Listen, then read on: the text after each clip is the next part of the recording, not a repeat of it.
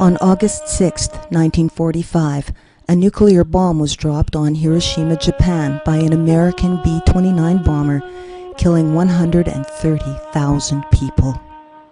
On August 9, 1945, Nagasaki was the target of America's second atomic bomb attack. 70,000 people died. Since then, thousands more have died from radiation-induced diseases, including birth defects, leukemia, and other cancers. The psychological damage arising from widespread chronic illness and the destruction of families and communities cannot be measured. For many years, Winnipeggers have commemorated these tragedies and reaffirmed our commitment to peace and freedom from nuclear terror with a lantern ceremony which we hold every August 6th. This evening has been prepared and offered to us by the generosity and time and efforts of the Peace Alliance of Winnipeg, Project Peacemakers, and the Manitoba Japanese Canadians Association. My name's Glenn Morrison, and I want to thank them for giving me the privilege of being your master of ceremonies tonight. If you haven't been by the information table, there are books and other resources being provided by Peace Alliance Winnipeg and Project Peacemakers. There is a petition there by the group called Mayors for Peace, who in honor of what we are commemorating this evening, are seeking to promote peace and to ensure that no city ever has such a tragedy happen again, and are asking you to sign that petition. And also, you can give your name to receive information from Peace Alliance Winnipeg when you can. I'd like to thank a couple of people who helped us with this. First of all, Kendrick's Printing has provided all the paper for our crafts. Very generous of them, and we extend our appreciation to Kendrick's Printing. And our provincial government provided the tables and chairs that we're using tonight, and so we thank our government for supporting us this evening. Our program is to hear a few words recalling and remembering Hiroshima and the events of August 6th, and to talk about our desire for peace. And I'll call each of them, and at the conclusion of that we will light and launch the lanterns into the waterway as similar celebrations happen in other parts of the world. Our first speaker tonight will be representing the government of Manitoba, and it is Doug Martindale, the MLA for Burroughs. And I'm just going to call Doug up just to really provide greetings on behalf of the government. Thank you, Doug. Good evening, shalom, peace be with you, salam alaikum. I'm pleased to be here on behalf of Greg Selinger, Premier of Manitoba, and our government. I think it was probably a rather bold act in the 1980s when we made Manitoba a nuclear weapons-free zone. Maybe it's even a nuclear-free zone, I'm not sure. But wouldn't it be a good thing if every province and every jurisdiction and every country declared themselves nuclear-free? I'm here in a number of capacities. Not only am I pleased to be here as the MLA for Burroughs, probably my last public speaking event since I'm not running in the election and won't be an MLA in about 3 weeks, but who's counting? But I'm also pleased to be here, and appropriately so, as a pacifist and also as a founding member of Project Peacemakers in the 1980s. So I'm sure there are some people here from the United Church and elsewhere that know me as well.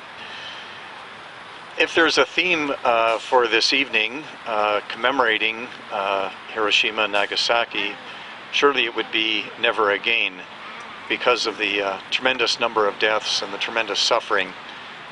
We never want to see nuclear weapons or any kind of nuclear disaster, for that matter, ever take place with any loss of life. And so it's important that those of us who believe in peace are here to remember those who died, and I think to pledge never again and do what we can to make Winnipeg and Canada and the world a safe place for everyone to live. And it would be ideal if we could live without the fear of there ever being a nuclear meltdown or a nuclear disaster or nuclear weapons used in war. So thank you for coming tonight.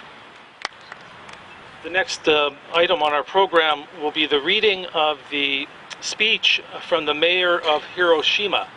And we have invited Ismaila Alpha, who could come forward. Ismail's with the CBC, and we thank you for taking time tonight and look forward to hearing from you. 66 years ago, despite the war, the people of Hiroshima were leading fairly normal lives. Until that fateful moment, many families were enjoying life together right here in what is now Peace Memorial Park, and was then one of the city's most prosperous districts. A man who was 13 at the time shares this. August 5th was a Sunday, and for me, a second-year student in middle school, the first full day off in a very long time.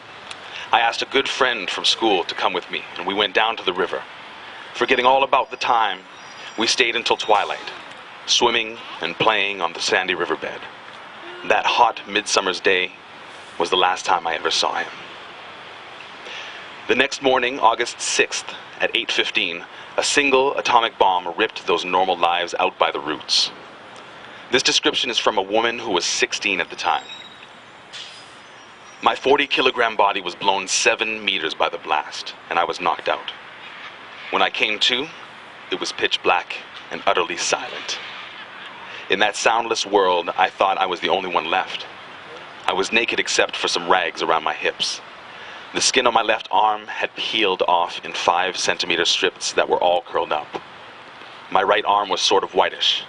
Putting my hands to my face, I found my right cheek quite rough, while my left cheek was all slimy. Their community and lives ravaged by an atomic bomb, the survivors were stunned and injured. And yet, they did their best to help each other.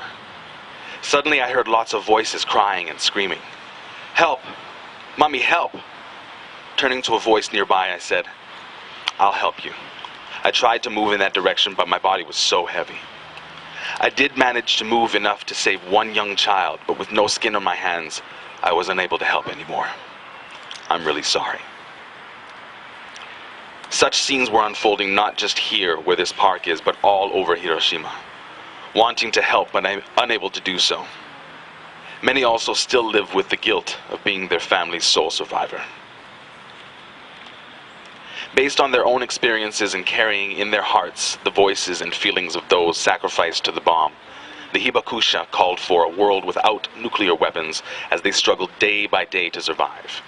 In time, along with other Hiroshima residents, and with generous assistance from Japan and around the world, they managed to bring their city back to life. Their average age is now over 77. Calling forth what remains of the strength that revived their city, they continue to pursue the lasting peace of a world free from nuclear weapons. Can we let go of that at this? Absolutely not. The time has come for the rest of us to learn from all the Hibakusha, what they experienced and their desire for peace. Then we must communicate what we learn to future generations and the rest of the world. Through this peace declaration, I would like to communicate the Hibakusha experience and desire for peace to each and every person on this planet. Hiroshima will pour everything we have into working along with Nagasaki to expand mayors for peace, such that all cities, those places around the world where people gather, will strive together to eliminate nuclear weapons by 2020. Moreover, we want all countries, especially the nuclear-armed states, including the United States of America, which continues its subcritical nuclear testing and related experiments, to pursue enthusiastically a process that will abolish nuclear weapons. To that end, we plan to host an international conference that will bring the world's policymakers to Hiroshima to discuss the nuclear non-proliferation regime. The Great East Japan earthquake of March 11th this year was so destructive, it revived images of Hiroshima 66 years ago and still pains our hearts. Here in Hiroshima, we sincerely pray for the souls of all who perished and strongly support the survivors, wishing them the quickest possible recovery. The accident at Tokyo Electric Power Company's Fukushima Daiichi nuclear power station and the ongoing threat of radiation have generated tremendous anxiety among those in the affected areas, and many others. The trust the Japanese people once had in nuclear power has been shattered. From the common admonition that nuclear energy and humankind cannot coexist, some seek to abandon nuclear power altogether. Others advocate extremely strict control of nuclear power and increased utilization of renewable energy. The Japanese government should humbly accept this reality, quickly review our energy policies, and institute concrete countermeasures to regain the understanding and trust of the people. In addition, with our hibakusha aging, we demand that the Japanese government promptly expand its black rain areas and offer more comprehensive and caring assistance measures to all hibakusha, regardless of their countries of residence. Offering our heartfelt condolences to the souls of the A-bomb victims, reaffirming our conviction that the atomic bombing must never be repeated and no one else should ever have to suffer like this, we hereby pledge to do everything in our power to abolish nuclear weapons and build lasting world peace. These are the words of Matsui Kazumi, mayor of the city of Hiroshima. Thank you very much for bringing those words to us this evening. I'd like to now introduce to you, as of today, a former neighbor of mine. Steve Plenner lived down the street from us for the last 11 years. We moved in within a week of each other and met each other shortly after that and have been friends, in my opinion at least, ever since. So Steve Plenner works with the Mennonite Central Committee on initiatives in the area of peace. And so at this point, he's their peace programs coordinator, and I welcome Steve to speak to us for a few minutes. And thank you very much for coming out and for giving me the honor of addressing you this evening. I was in Hiroshima about 18 years ago, had the opportunity to visit the site of the devastation there, and it's one of those sites that remains permanently etched in your memory when you have seen the devastation and the power of that kind of devastation and what that can do to so many lives so quickly. And from before that, but going forward, since I've had this strong, excuse me, this strong conviction that the world needs more peace, fewer nuclear weapons, fewer conventional weapons, more agile involvement of citizens in the world to bring peace in many, many kinds of conflict and violent situations. Here where we stand, as I was sitting, I was looking behind me at the Parliament buildings, and there we vest a measure of power and a measure of our trust. And then I found myself looking at the buildings to that side, which are buildings of the Justice Department, in the sense of justice for those who have often committed violations of our code. And just over there, there's a Great West Life building, a place where we get our insurance from, many of us, and where we invest or trust in that kind of an institution. And a little bit further back behind us, there's the Investors Group. All these different forms of power that we can invest our time, energy, and resources in the hopes of some kind of justice and peace. And yet, I'm quite convinced that the true justice and peace that we are seeking comes when we invest in relationships with others, when we invest in our values, such as building relationships across cultures, building relationships across generations, and trusting in the people that we come to know, so that peace is possible. As Glenn said, I work for the Mennonite Central Committee. We are a relief and justice and development nonprofit organization.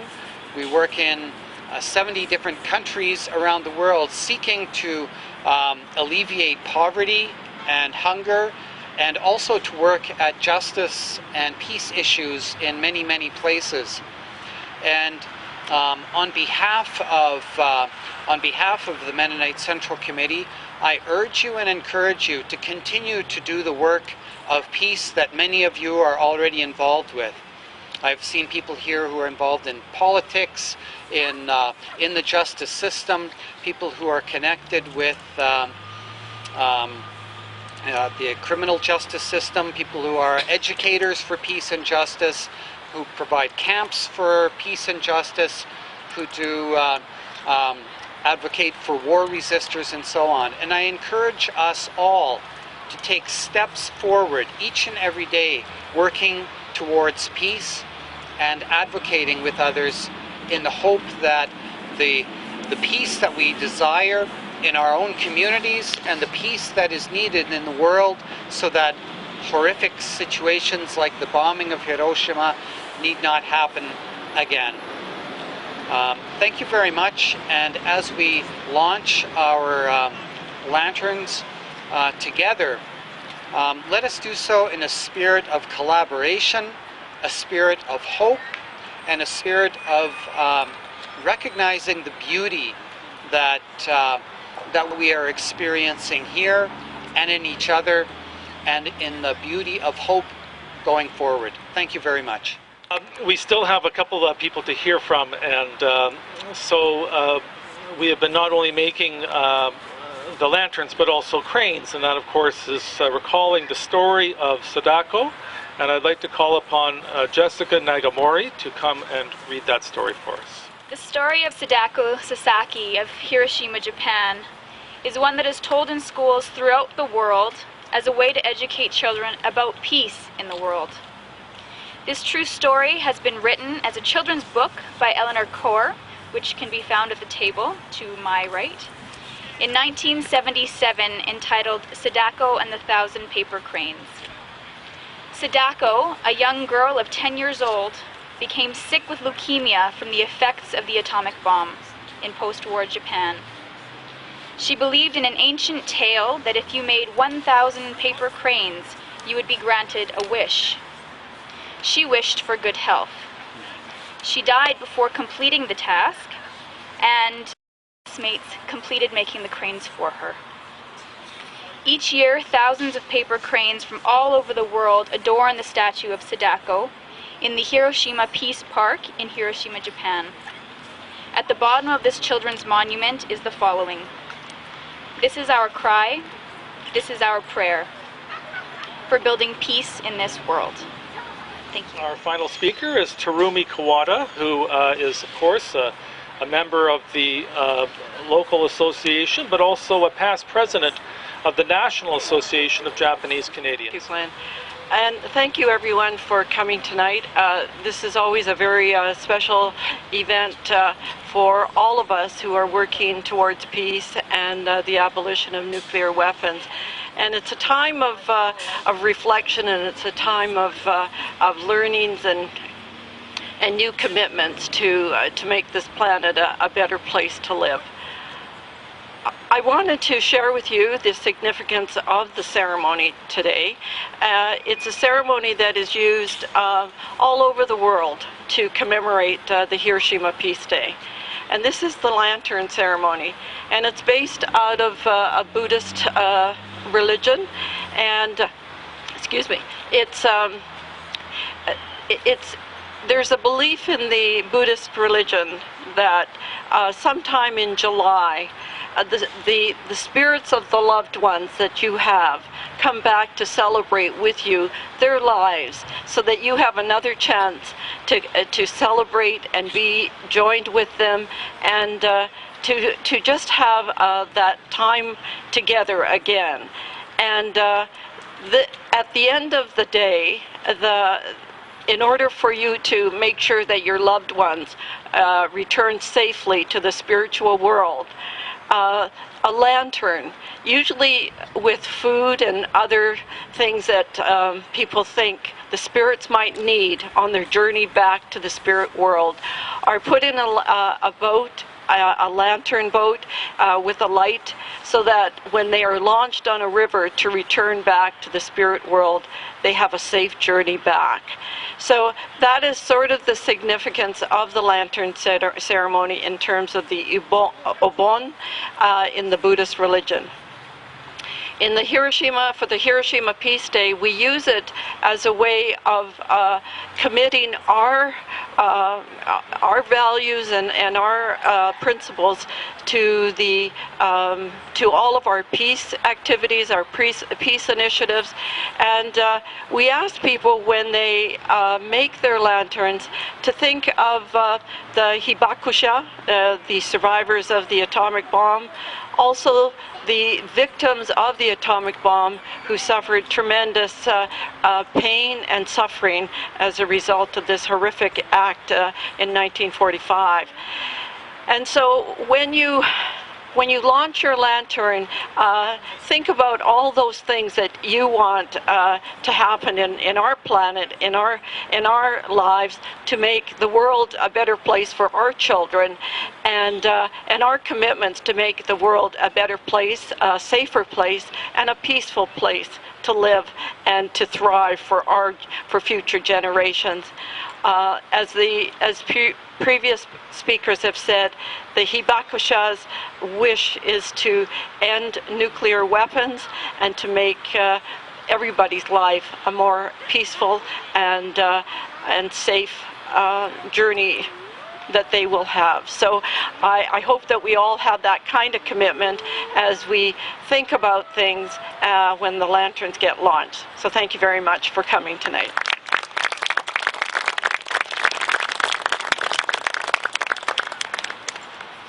Thank you very much, and thank you to everyone who came and spoke, and thank you to everyone who simply attended this evening and will be participating in the last part of our program. Before we move to that, I do want to say that we have received a letter from our mayor, and I'm just going to take a second to read a message from the mayor, Sam Cates. On behalf of the City of Winnipeg, I would like to take this opportunity to offer greetings to all participants of the Hiroshima and Nagasaki Lanterns for Peace event.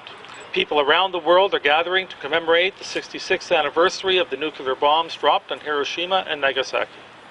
This event reminds us of all the catastrophic impact of nuclear weapons and serves as an indispensable tool to promote peace and mutual understanding for current and future generations.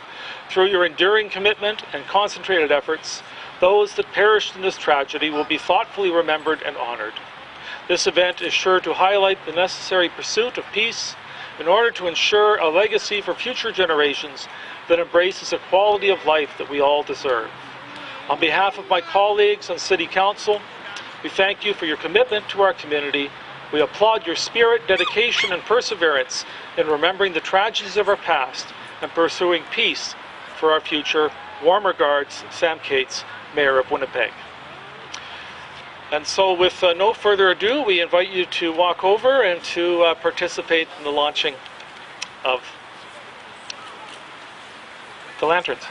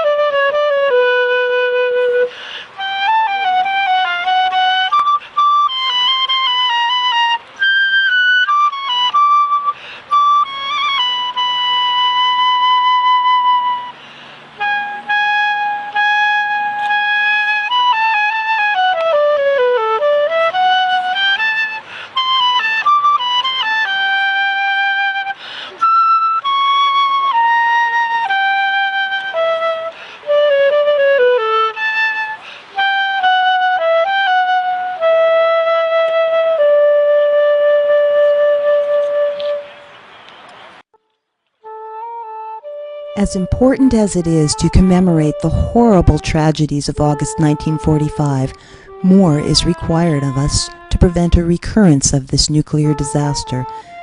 9 countries are known to have nuclear weapons: the United States, Russia, the United Kingdom, France, China, India, Pakistan, North Korea, and Israel. Together, they have deployed an estimated 8,000 active nuclear warheads and keep more than 22,000 in storage. The explosion of only one of these weapons would cause unthinkable suffering and destruction. We must not rest until each of these nuclear weapons has been dismantled.